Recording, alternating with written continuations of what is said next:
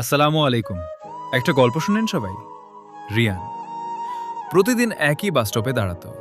Office যাওয়ার পথে তার চোখে পড়তো এক মেয়েকে, নীলা। কখনো কথা হয়নি, শুধু চুপচাপ দুজন দুজনকে দেখত।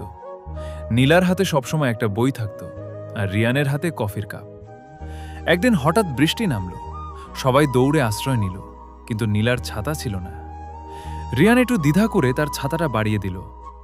আপনি চাইলে আমরা একসাথে দাঁড়াতে পারি।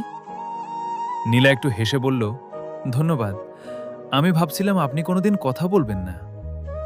সেদিনের পর থেকে তাদের প্রতিদিন কথা হতে লাগলো, ছোট ছোট গল্প, হাসি আর অদ্ভুত এক শান্তি।